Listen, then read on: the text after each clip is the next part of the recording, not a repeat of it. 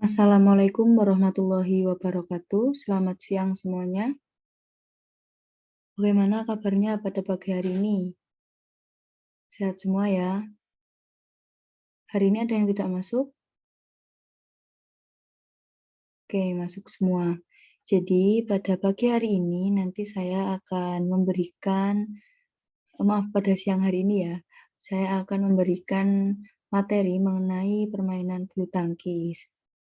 Nah, pasti kalian semua yang ada di sini sudah paham ya, sudah mengerti bagaimana permainan bulu tangkis. Nah, untuk pagi hari ini nanti saya akan sedikit menjelaskan beberapa hal penting yang memang ada pada permainan bulu tangkis. Kita langsung saja ya, lanjut.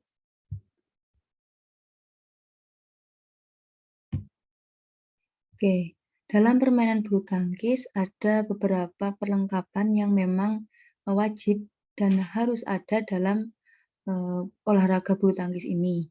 Yang pertama ada raket. Raket ini merupakan alat yang digunakan untuk memukul shuttlecock selama permainan berlangsung. Raket ini kan menjadi salah satu hal yang paling penting ya, karena memang harus dimiliki oleh pemain bulu tangkis. Karena raket ini merupakan alat penunjang utama dalam permainan ini. Karena dalam permainan bulu tangkis itu yang wajib sekali ada itu pastinya adalah raket. Kemudian yang kedua ada shuttlecock atau biasa kita sebut sebagai cock. Itu merupakan bola dalam permainan bulu tangkis. Itu bisa kita sebut sebagai bola ya. Nah, ini juga menjadi salah satu hal penting dalam menunjang permainan bulu tangkis. Kalau ada raket pasti ada cock. Kalau ada cock juga harus ada penunjangnya yaitu ada raket seperti itu. Kemudian yang ketiga ada net. Nah, net ini merupakan perantara atau pembatas antara pemain satu dengan pemain yang lain atau tim satu dengan tim yang lain. Maka dari itulah permainan bulu tangkis digolongkan sebagai permainan net karena yaitu menggunakan net. Itu ya. Lebih spesifik kita bahas tentang tinggi net. Jadi tinggi net itu berapa sih? Nah, jadi tinggi net itu sendiri sekitar 1,52 meter. Itu sudah ada di BWF ya. Jadi sekali lagi itu sudah ada di BWF. Jadi pasti tingginya itu pasti segitu gitu normalnya. Nah, untuk tinggi net dan tinggi tiang itu berbeda. Lebih tinggi tiangnya daripada netnya. Kalau tinggi tiangnya itu sekitar 1,55 meter. Dan panjang netnya dari ujung ke ujung itu sekitar 6,1 meter. Seperti itu. Ya, lanjut. Kemudian ada lapangan bulu tangkis. Lapangan bulu tangkis ini berbentuk persegi panjang. Ya, dimanapun itu pasti lapangan bulu tangkis itu bentuknya itu persegi panjang. Dan dibagi dengan jaring atau net, dibatasi dengan jaring atau net, menjadi dua persegi panjang dengan memiliki ukuran yang sama. Jadi lapangan lawan dan lapangan kita itu sama, nggak ada yang lebih besar, nggak ada yang lebih kecil juga. Nah, lebar lapangan bulu tangkis itu sekitar 6,10 meter. Itu seperti panjang net ya.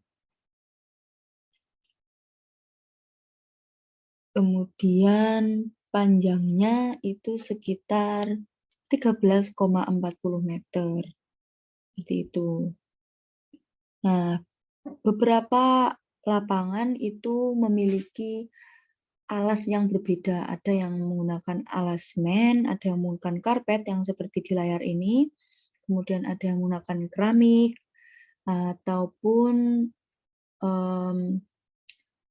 sebenarnya masih banyak lagi ya. Jadi kalian bisa lihat sendiri, bisa searching sendiri di Google banyak, dan di YouTube pun juga banyak. Dan selanjutnya itu ada cara memegang raket. Jadi cara memegang raket di bulu tangkis itu ada dua, yaitu pegangan raket forehand grip dengan backhand grip. Tuh. Cara memegang forehand grip itu seperti apa sih? Nah, cara memegangnya itu yang pertama, raket harus dipegang seolah-olah pemain itu berjabat tangan ringan, berjabat tangan dengan orang lain gitu. Coba kalian berjabat tangan sama mungkin teman kalian yang ada di samping kalian ataupun siapa. Nah, itu bayangkan tangan teman kalian itu raket gitu. Jadi mirip-mirip seperti orang bersalaman.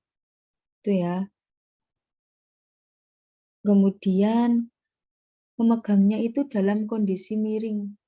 Jadi antara sela-sela antara jempol dan jari tengah itu lurus sejajar dengan ring atau apa ya, bisa disebutnya bulatan raketnya itu yang di atas. Jadi posisinya itu miring. Seperti itu ya.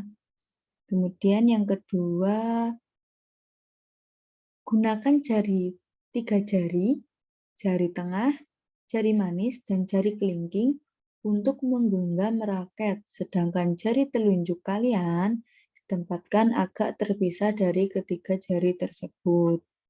Ya, pokoknya seperti orang bersalaman itu. Simpelnya seperti itu. Selanjutnya, pada saat memegang bagian pegangan raket, pastikan ibu jari dan telunjuk membentuk celah berbentuk huruf V. Seperti yang sudah saya sampaikan tadi ya, itu sela-sela antara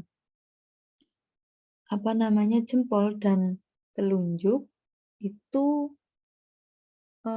membentuk huruf V, dan sela-selanya itu sejajar dengan ring atau bulatan raket yang ada di atas kepala raket itu. Ya, paham semuanya ya? Oke, kalau paham kita lanjut.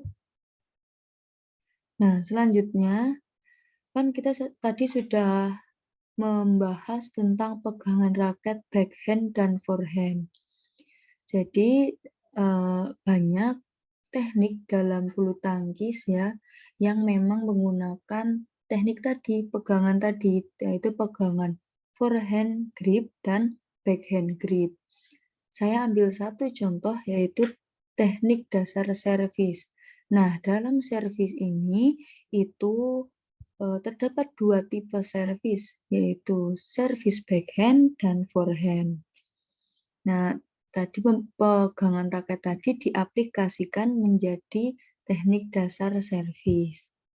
Nah, servis forehand itu yang seperti apa? Ya, jadi yang pertama itu posisi badan menghadap ke net. Pastikan ya posisi badan menghadap ke net ke arah lawan. Kemudian yang kedua, posisi shuttlecock di atas pusar. Itu kita megang shuttlecock di tangan kiri dan raket di tangan kanan. Kalaupun kidal, kita sebaliknya gitu ya. Bisa memposisikan dirinya sendiri gitu. Kalau misalnya kidal ya berarti raketnya di kiri, koknya yang ada di kanan gitu. Kemudian yang selanjutnya yaitu pandangan mata ke arah shuttlecock dan lawan. Jangan menghadap ke belakang karena memang kita bermain gitu ya, bermain dengan lawan kita gitu. Jadi kita harus menghadap ke lawan, ke net gitu ya. Selanjutnya yang keempat ada kaki kiri berada di depan.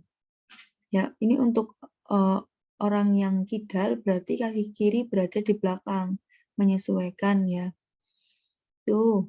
Kemudian selanjutnya raket diayunkan dari bawah ke depan atas diikuti dengan melepaskan shuttlecock kemudian dipukul. Itu ya. Sudah ada bayangan ya?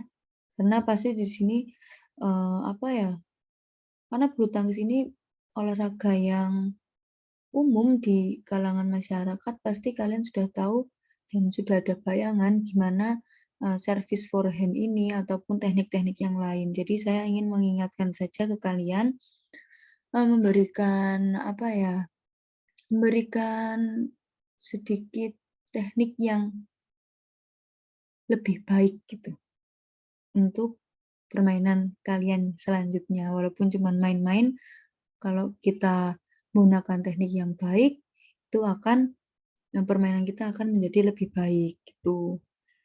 Nah, selanjutnya ada servis backhand. Bagaimana servis backhand? Sudah ada yang tahu?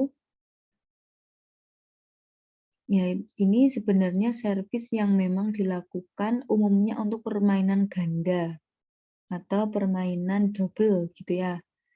Nah, yang pertama itu pasti posisi badan menghadap ke net. Posisi shuttlecock, nah ini yang berbeda dengan forehand. Posisi shuttlecock itu berada di bawah pusar, ya, berada di bawah pusar. Kemudian pegangan raket menggunakan pegangan backhand. Untuk yang tadi forehand menggunakan pegangan forehand dan untuk backhand menggunakan pegangan backhand. Nah, kaki kanan berada di depan. Nah, untuk servis backhand ini berbeda dengan forehand karena servis backhand ini posisi kaki kanan berada di depan dan posisi kaki kiri berada di belakang. Untuk yang kidal kembali lagi kita memposisikan ya. Seperti apa teknisnya pasti kalian sudah paham. Seperti itu ya.